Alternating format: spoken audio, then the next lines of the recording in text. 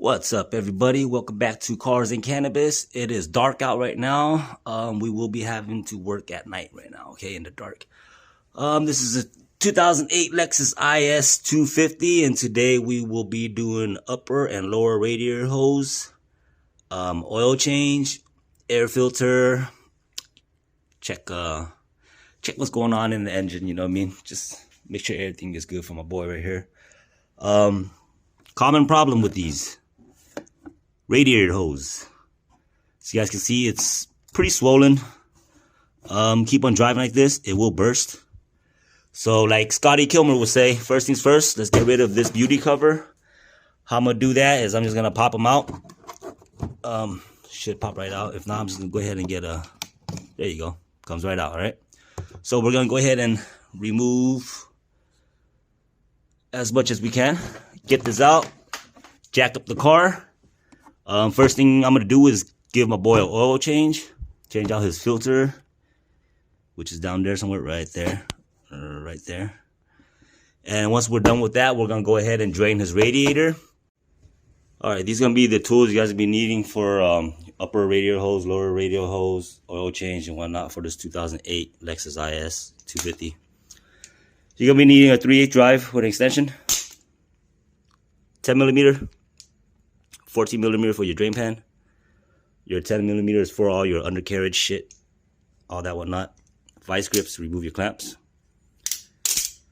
1/2 inch drive with this Toyota Lexus tool to remove your oil filter.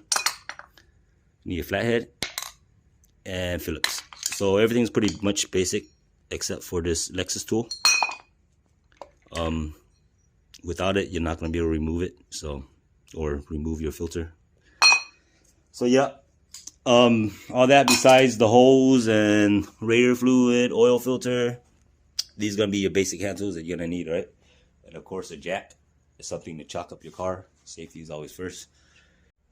All right, so as usual, got my trusty 2x4. We'll go ahead and chop this up before we jack it up.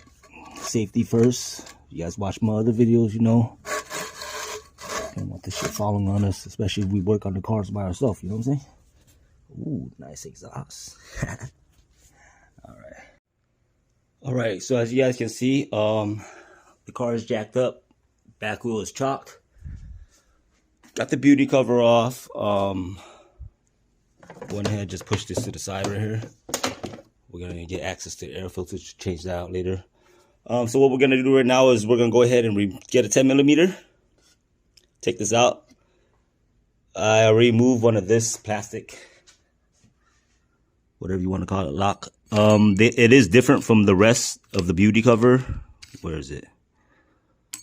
The one for, here it is. It has a Phillips head right there, right? The rest doesn't have nothing. I just took a flat head, popped it up, came right out.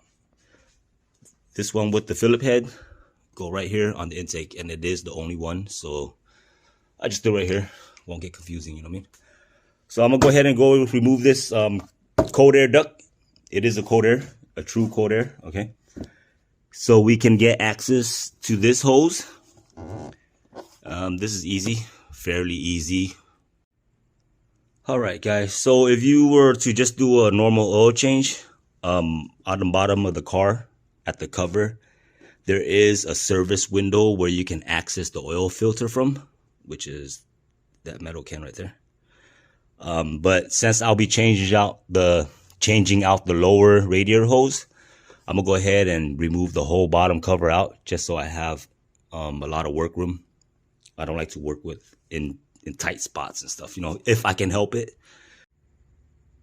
All right, so as you guys can see, I got this cover off. It is held on by a plethora of 10mm. A lot of 10mm. So we're just gonna go ahead and put this in a safe place. I'm just gonna set it right here, right? Just so we remember. Looks like my boy's gonna be needing a new oil pan gasket. It's wet. It's wet in the back.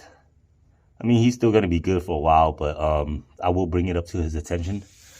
So you guys can see, this cover itself is soaked in oil as well. And I've tracked it to the oil pan in the back end that way. You guys can see I have nice access to his lower radiator hose. This is where we're going to be draining the coolant from before we take this out. We're going to get as much fluid as we can out. You guys notice I jacked up the car on the driver's side? I wonder why that's wet right there. We're going to look at that after. Jacked up the driver's side of the car. What is convenient about this is the drain plug. It is pointed down, I want to say about 45 degrees to the passenger side. So just by me jacking it up, everything should be running to that drain. So I don't need to level out the car or anything. Got to give that to Lexus. I mean, it is a Lexus, Toyota, and they are good at what they do, right? So here's your oil filter. It does require a special tool for you to get it off. I do have it. I will show you as I'm changing it. For the most part, engine looks pretty dry. Belt seems to be in good condition. Something's going on right there, though. Yeah, something's definitely going on right there. Let's just lock everything out first, and we'll get to that later, okay? All right, got the oil drain pan plug out. What I'm gonna do is take off this washer, clean it up, okay? Clean it up, get a new washer on here. That goes for every time you take off a bolt with the washer. You're gonna have to replace it, okay? These crush washers need to be replaced every single time. Needs to be cleaned up as well, the mating surface. So I'm gonna go ahead and do is I'm gonna do the same on the oil pan as well. I'm gonna clean up this and the oil pan once it's done draining, and then I'm gonna take out the oil filter and let that drain out as well. Like I said, good thing they're all pointing at a fairly 45-degree angle, so everything should be dripping that way as long as you jack it up from the driver's side, all right? Yeah, I'm gonna clean up the mating side of the oil pan to the drain plug as well. We want a nice flush contact. That way everything seals properly. You can hear it. I don't know if you guys can hear it, but yeah, it's draining. So give it about 20 minutes. I want every single drop out. So yeah, while this is happening, it's gonna be like 30 minutes for me and probably like 2 seconds for you guys, right? All right, guys. I went ahead and opened up the top of the cap so the rest of the oil can drain out, and it is drained out. The reason why I leave it like this is, so you guys can see air still get in, so oil can get out, but at the same time, nothing can get in. Well, no large foreign debris can get in, such as insects and stuff. Last thing we want is a fly stuck between the crankshaft and the bearing, right? Yeah, so oil's all drained out, and we're gonna go ahead and take out the filter. And this is where this tool comes into play. As you can see where it says Toyota. Let me just adjust my light for you guys and camera angle. You're gonna need this tool. Sorry guys, I'm working in the dark. It's about 9 o'clock right now, maybe 10. Not too sure.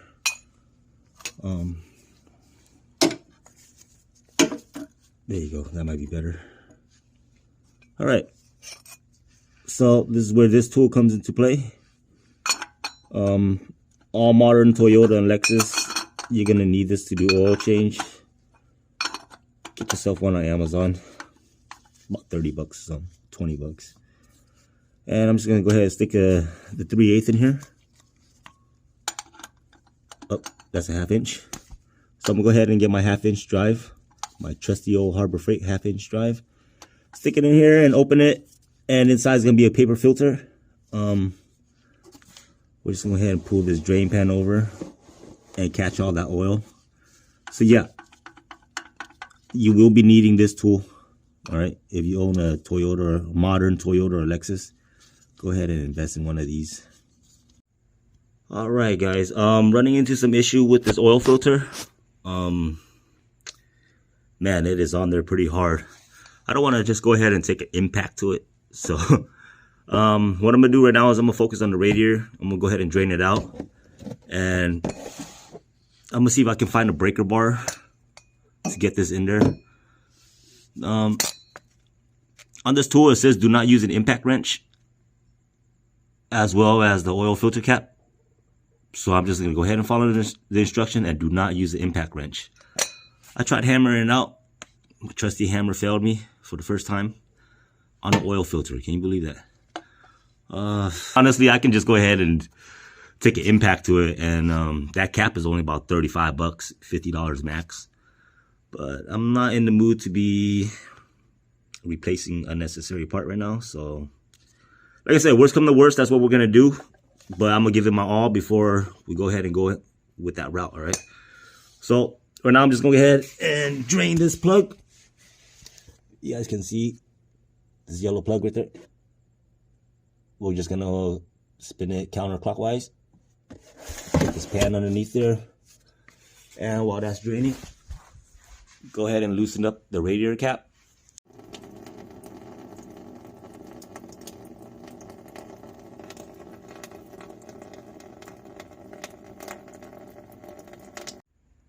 All right, guys, bear with me, all right? It's kind of dark. I understand. So you guys can see the upper radial hose is out. What I did was I just went ahead and moved the two clamps towards the center. This one came out fairly easily. I just had to manhandle this a little bit. What I did with the lower, the clip was right here. As you guys can see the mark, the indentation. I went ahead and moved that out as well. Just past this little barb, if you will. And this one came out very easily, actually. I found my breaker bar for this oil filter predicament right here. And you know what? I'm gonna use that breaker bar. So I'll let you guys know how that goes. I am prepared to pay for that cap. Okay, once again, before we install the new part, what we're gonna do is we're gonna part match it by laying it next to each other, okay? The new one looks a little bit longer, but then again, this is swollen up. So what I assumed was as it got fatter, it got shorter. Should be no problem, should be no issue. So that part is good. This hose as well. I mean, might as well right now, right? So yeah, looks to be something like, looks good to me.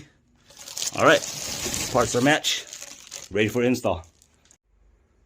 All right, so as you guys know, we had that oil filter issue where it's stuck. So just to remind myself, went ahead and reminded myself, do not start no oil, okay?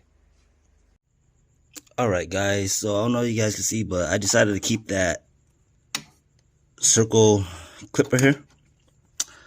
What I did was disconnected the hoses, took the metal clip out, and then I just slid it down.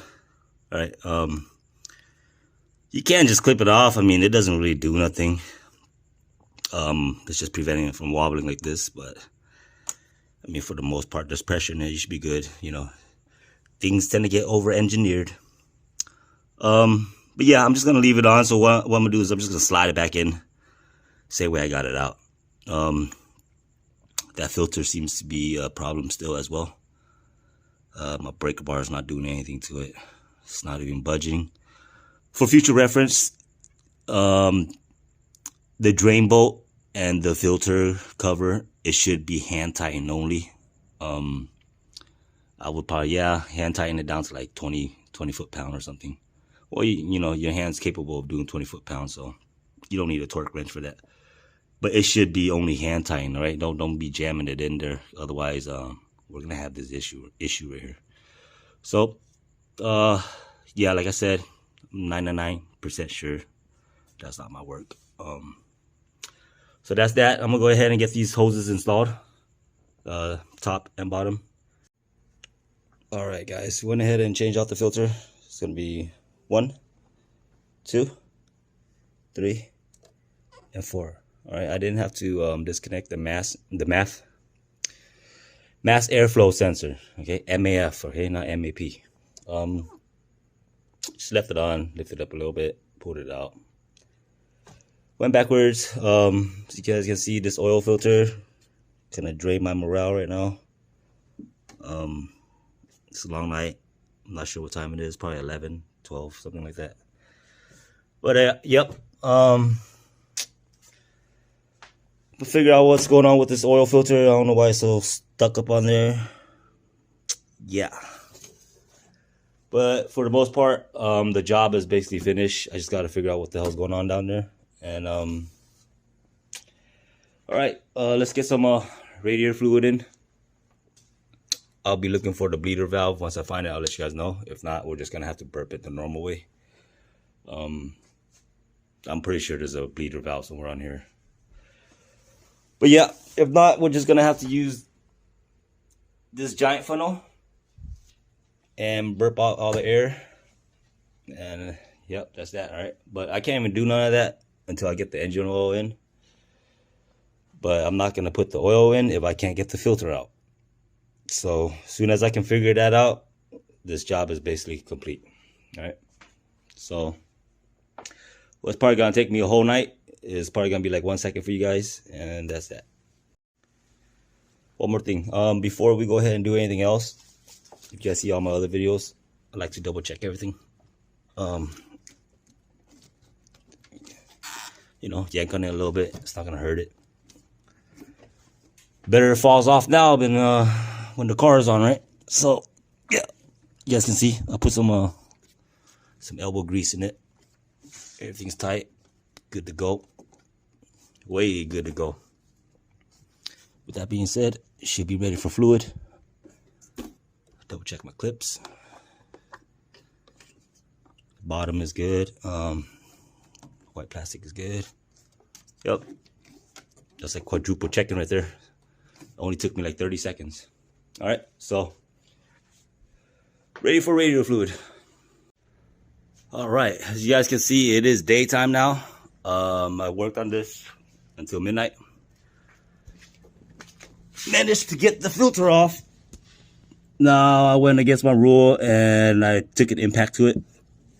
But even so, my impact could not take it off. So what I did was I went ahead and filled it up with oil. Got the coolant in, whatever. Started up the car, warmed it up. Make sure the thermostat open to get a new cycle of coolant in. And after that, I took an impact to it again, and it came right off. So, yep, as you guys can see, coming off like butter now. The last guys who did this, they obviously didn't lubricate the thread. This should be hand tightened only. Don't tighten it more than 25 feet, okay? Otherwise, you're gonna end up like me, spending hours and hours trying to get this out. But yeah, so I tried the tapping method. That didn't work. Took a impact. That didn't work. So I warmed up the motor, and then I put an impact to it. And yeah, there you go. So yeah, that's that for this job. We got the job done correctly, and that's all that matters. So I'm gonna go ahead and take another 30-40 seconds, double check my work, triple check my work, quadruple check my work. That way we don't get no complaints, none of that in the future, okay? As far as everything else, everything's good to go. I'm gonna go ahead and get new oil in for my boy, and get the bottom cover, guard, whatever you want to call it. And then that's that for this job. So just another reminder, right? When you get the oil filter cap off, don't forget to put oil around the O-ring, that giant O-ring. Of course, you have to swap out the O-ring every single time, right? But just put a little oil around the O-ring, put a little oil around the thread itself, just so we can avoid all the seizing up and all that again. Hand tighten down about 20-25 foot-pound, and then you should be good. Okay, as you see, this is hand tightened. I didn't manhandle it or nothing. There's no leaks, no nothing, so we're good. So before I go ahead and put this cover on, I'm gonna go ahead and wipe down all that excessive fluid that spilt out and everything. And yeah, we're gonna call it a wrap.